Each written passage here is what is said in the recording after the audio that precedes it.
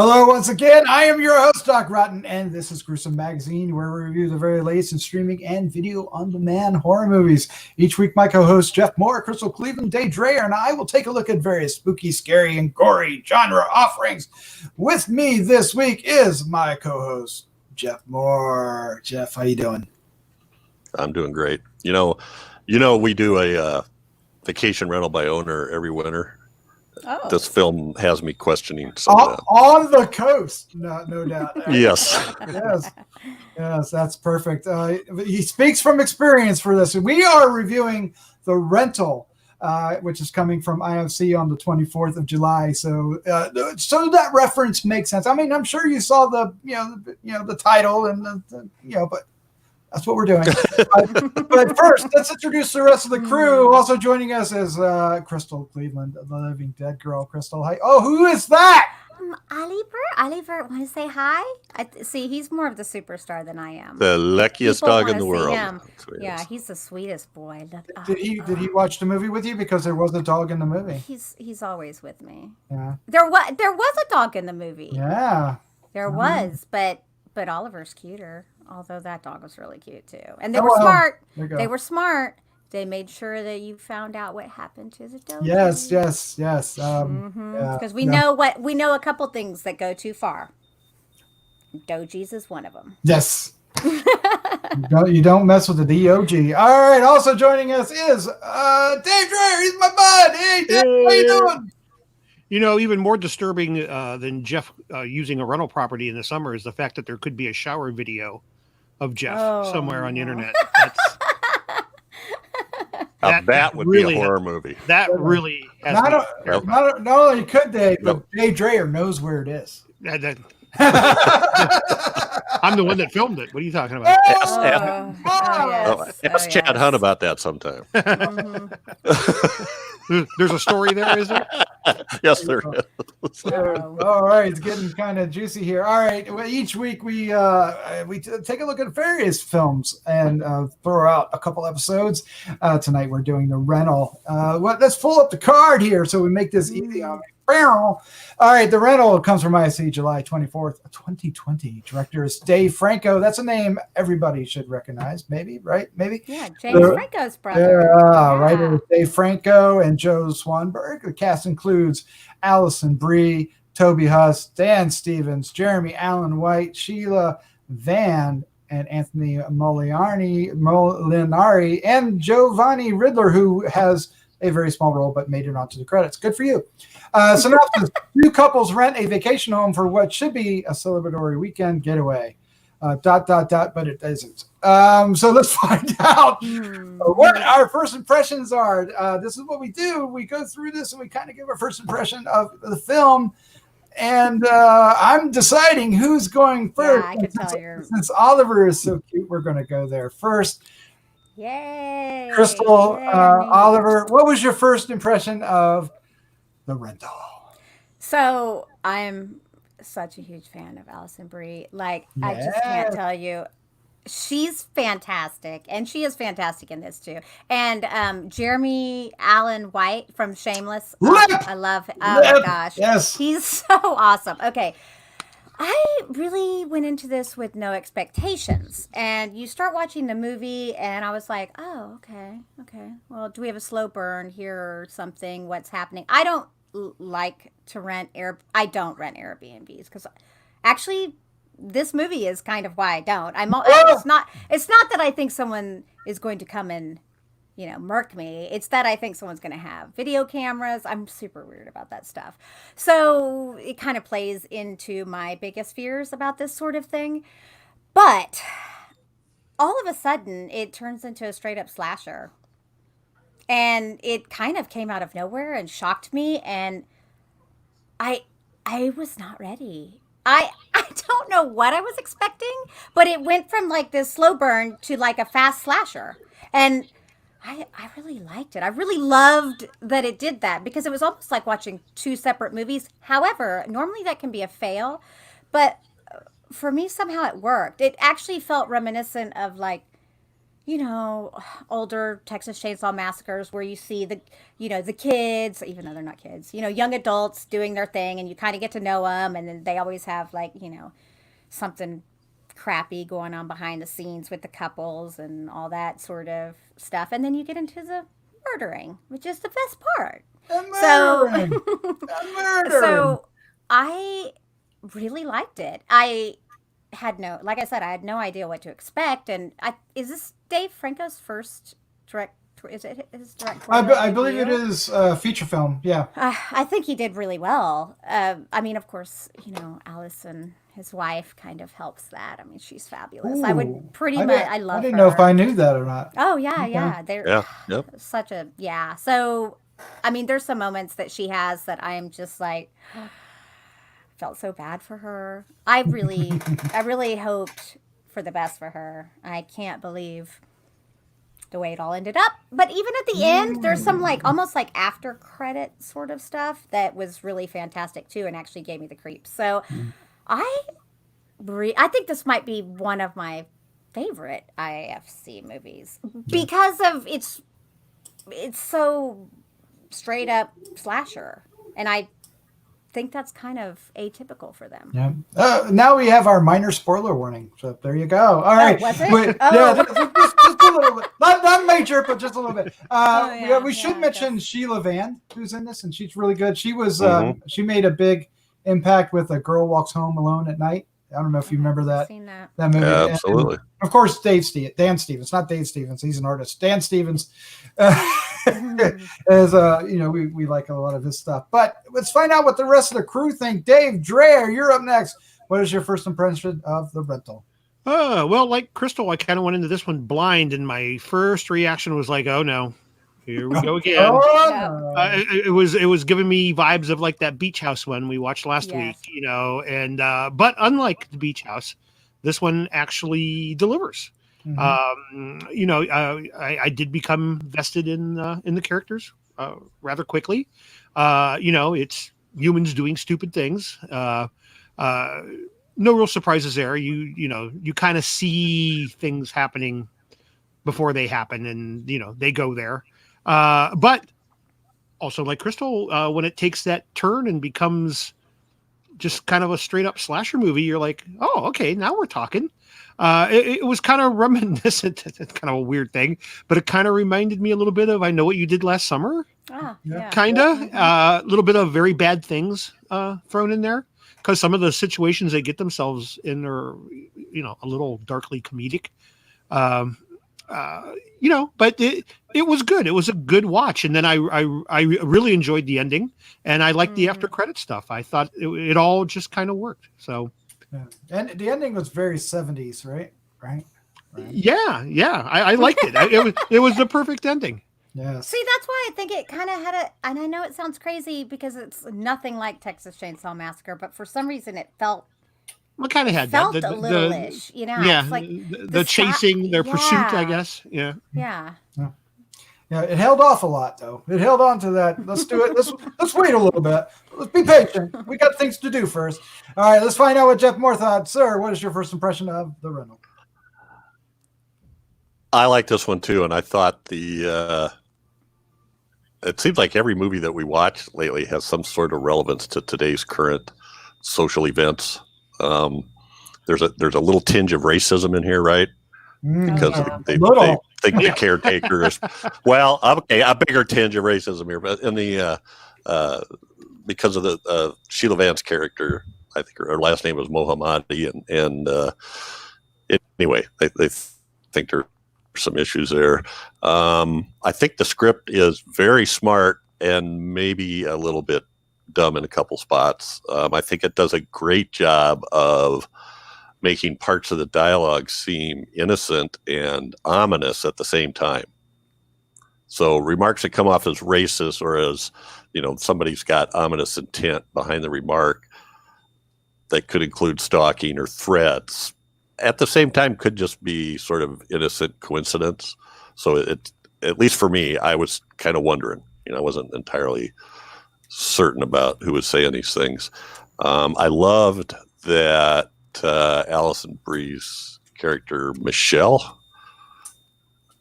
is, we see these movies all the time where they get in a bad situation, and there's a point where everybody makes the decision to go down the path of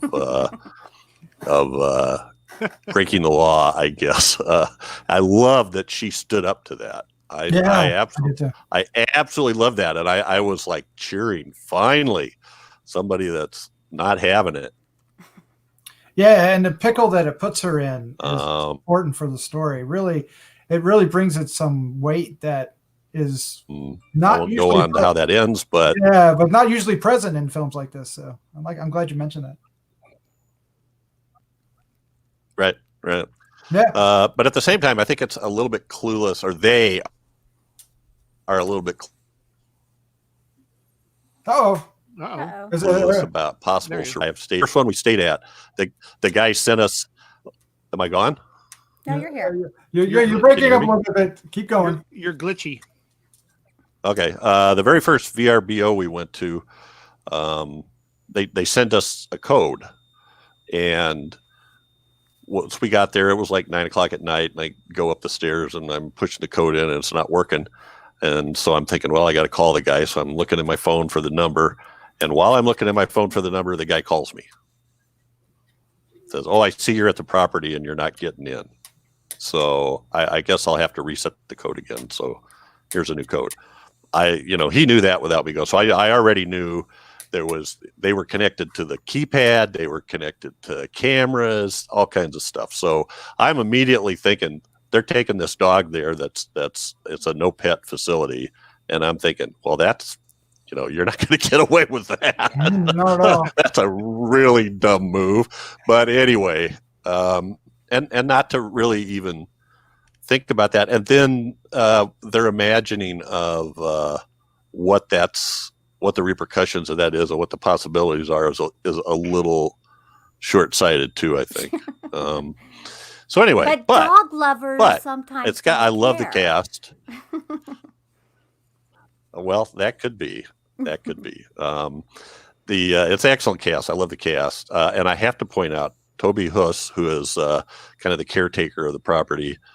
Taylor is from Marshalltown, Iowa, which is about 40 miles from me. So, got to bring that up. And he's got a pretty decent career. And you did mention The Girl Walks Home at Night, Alone at Night for Sheila Van, but we also did. She was in The Wave that we did earlier this year. Ah, yes. And she's on the new Snowpiercer TV series. I don't know if anybody's watching that or not. No, I can't find it. She's a great get. So anyway, these are all excellent. Yes. Cast members, and I think for the most part, it's a really good script. So it's fun to see how this unfolds. Yeah, I really enjoyed this because of the four main characters and the amount of character development that they receive. We know by the time stuff hits the fan, we know how these four tick, right?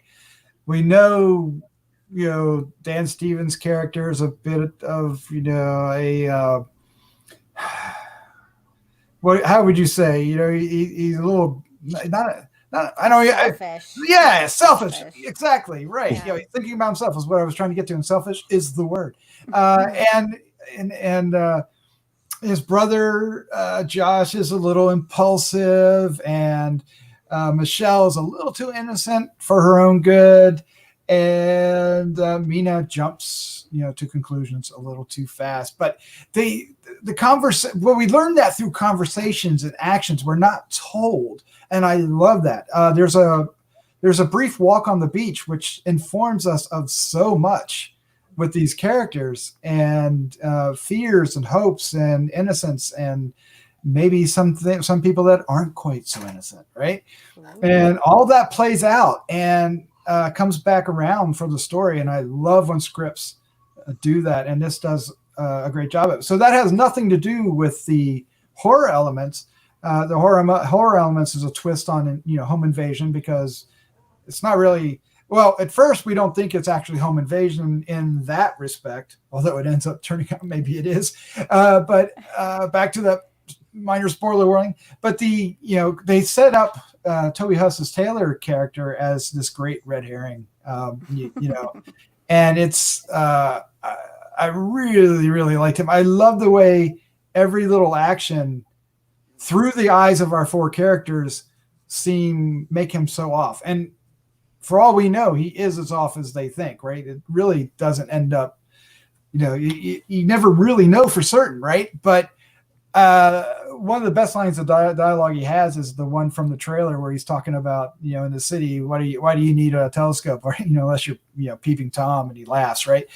And the way he does that laugh is just so devious and disturbing. And it's probably just his normal laugh, right? The character, right? But through the eyes of especially Mina, who's, very suspicious of him, it takes on a whole new meaning. And I kind of dig that, right? Yeah. So by the time foreign substances get into the mix, all bets are off. And people make stupid choices that don't feel like, just out of the blue, stupid choices, right? Because we've learned about these characters. So I think we understand why each character makes, the stupid choice. Every character makes a stupid choice. And I think we understand it. And then of course, Alison Brie's character, Michelle, she is her stupid choice is a little bit more nuanced. It's not an out and out stupid choice like the others. And she's also the one moral character, right? As Jeff was bringing up when it comes to. But wait, is she though? Is she? Because he who cheats with typically gets cheated on. Well, we can't really talk about that terribly much, but that's why I just made a statement. Yep. She's not that innocent. No, I'm sorry. What comes around goes around. She's more I guess naive may be the better word for her, right? Because she didn't see it coming, whatever it is. Yeah, and that's wow. It obviously to us, everything is very obvious. It was obvious from their first interaction. Holy cow! Yeah. Matter of fact, I was kind of surprised when Josh walks in and starts kissing on her. I was like, wait, what's happening here? And that's in the first 2 minutes.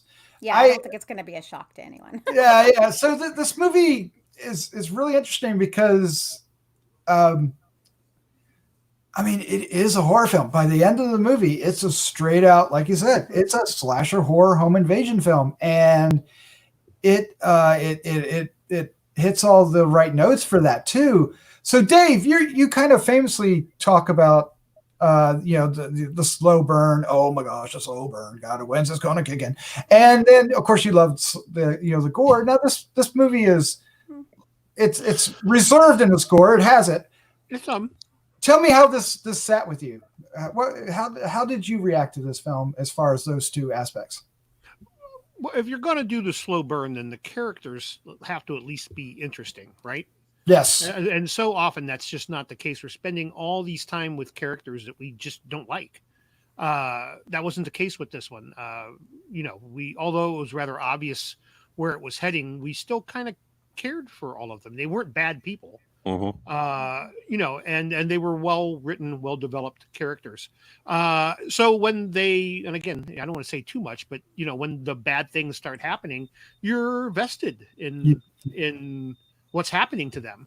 I don't know that any of them really deserve what ultimately ends up transpiring, but it is what it is. But I think in this case it worked. So often it doesn't. There's just no resolution. But this year, they set up all the pins and then they threw the ball and they got a strike. Nice. Nice. A bowling analogy. Gore, real quickly, just quick answer. Gore. There's not a ton, but what there is pretty well done. Yeah. The blood, it flows. Yeah. It flows. Crystal, often you talk about girls not being written well because the guys are writing them. Did our two writers do a good job with the female character? Yes. This is totally how girls would do. I hate to say that they're spot on with this one, but they are. Like, I have known girls who I've watched and I'm like, girl, your man, you need to get control of that shit. That stuff right now. You need to get control. Because look, It's so obvious. And then, I mean, I, I think the work partner too. She was fighting it, but she eventually gave in to, their whatever. Honestly, they probably made the best couple anyway. Whatever happened. I mean, I think it made sense. Minor The whole spoilers, thing minor made spoilers. sense. Yeah, it really just all made sense. So, and I there were some choices that were made in the film that I feel like could have been changed up because the reasoning for not calling the police and stuff, I'm like, but I understand, they did it for the progression of the film. Nothing is no script is perfect, but it worked. It all worked out, and I think the characters were definitely well developed, and they were very obviously planned out well. Yeah. I mean, clearly, I think several people had eyes on that script to make sure it was, yeah. Yeah, I think that excuse that they make works only in context of this film. Yeah. And, while you're in the moment. Otherwise, it has holes. But it still played out well. Jeff, one last question before we get into our final thoughts. And you mentioned that, you go to the West Coast, you rent a house on the beach. I've seen the pictures. How, with your experience with that, which the three of us might not have that 100%, did that make things a little creepier and scarier?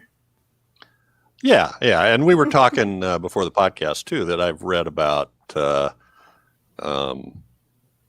Bundy, that one of the things he used to do was he would walk through neighborhoods and find doors that were unlocked and walk into bedrooms and stand and watch people sleeping and then not necessarily kill them, leave. He's sort of like casing, I guess. I don't know, but that just creeps the heck out of me. And so that idea that's happening, I'm not going to say I haven't looked around for cameras.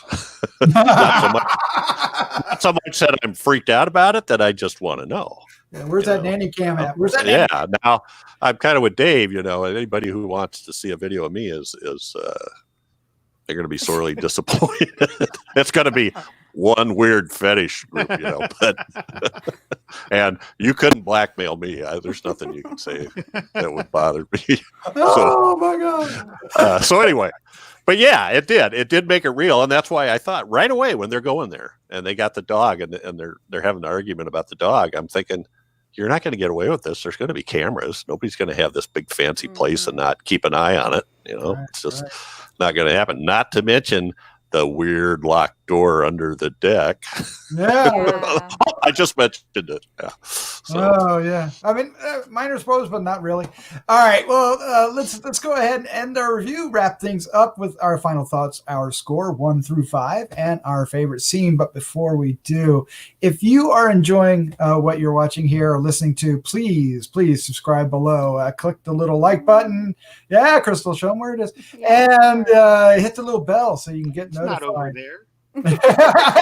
We'll also leave some comments. It's under Dave.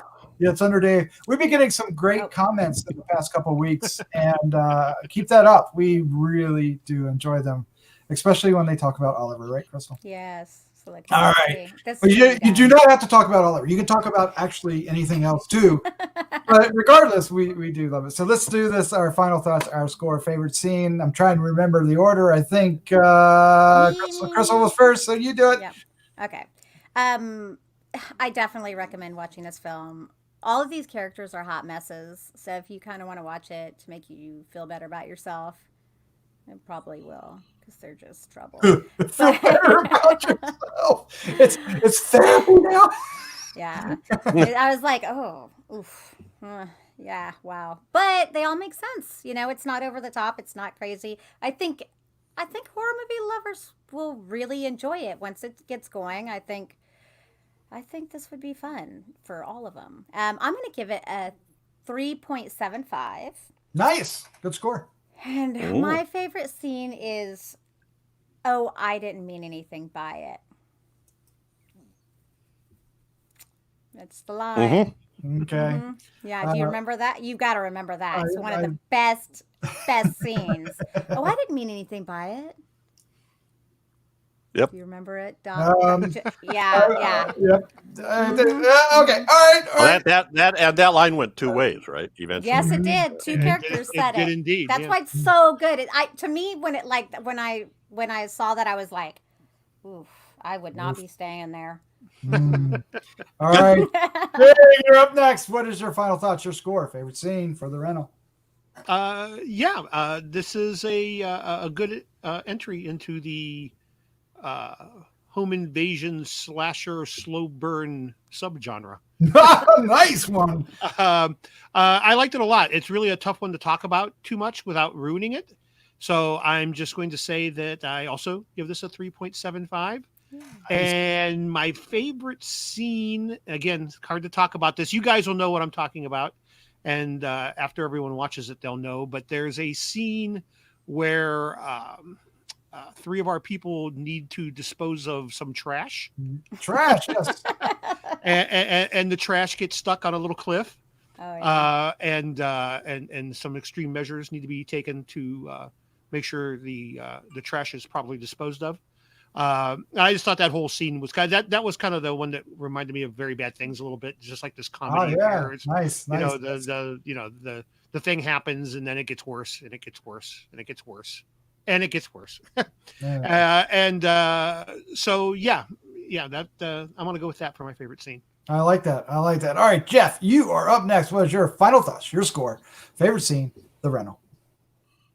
Yeah, I definitely think this is worth a watch. We've mentioned a lot of these actors. I wanted to mention Dan Stevens. Strangely enough, I became a fan of him when he was in when my wife made me watch Downton Abbey. Oh, nice. He was the lovely Matthew. But I've liked him in a lot of stuff since there, in The Guest and Legion, the TV series, and he's been. So I always look forward to seeing him, because he does a good job. This is weird. We're all simpatico this week. I'm giving this a 3.75 as well. Yeah. And oh boy, you gave me a choice, and I'm going to say the sort of in the credits scenes. Oh, nice. Yeah. Nice. Oh, yeah. That means you have to watch it's yeah. I would, because it's really a cool sequence. Yeah. Yeah. It actually kind of gets you a little too, right? It I didn't even realize I was watching the credits for a bit, because they're like real small up in the corner. Yeah, they are. So I was like, oh shit, this is the credits. I just noticed that too. Oh man. Well, good news. I like this too. 3.75 all the way around. Somebody hit some bells. Wow. Ding. I really think Dave Franco did a great job directing this. There's some shots where he's doing some tracking that it's quite remarkable, and the vertigo that you kind of feel there with Dave, your scene is really well done, and the tension, he handles the characters really well. It's just it's really impressive first film, and I'm excited to see what he does next, and I'm thrilled that he chose this horror film as one to do, so. Yay. It turned out great. All the actors are fantastic. Really, really top notch. I mean, the four people, you never doubt that they're in the relationships they are, or why they have the relationships, or the entanglements they get themselves into. They all are 100% believable. Toby is fantastic as the what is he? The neighbor watch guy, caretaker. Yeah, I mean, he really, gives you the heebie-jeebies when he's around. In the context, because we're seeing it through their eyes, and it's really, that's kind of fascinating in and of itself. It's really well written. I know this is a really fun film. My favorite scene is going to be an example of one of those tracking shots, and one of our characters is ready to hightail it out of the house. She's running down the stairs. She's ready. She's ready to get out of the house, and the house has a lot of windows. So we're kind of seeing. I'm not really sure if the camera is starts in the house and then kind of goes through the house, or it's always outside the house. But regardless, we follow her from the steps, which are in the back of the house, all the way to the front door, which is in the front of the house, and we're just like, what's going to happen? What's going to happen? And when she goes outside, something happens, and it's all in motion, and it all has the same progression and movement, and it's the camera, the people, the surprise, everything. I mean, it's not too big of a surprise because it's actually in the trailer, but it is really well done, and it has such energy in it when it needed it, right? That's going to be my favorite scene. I'm just going to stop there. Yep. Enough said.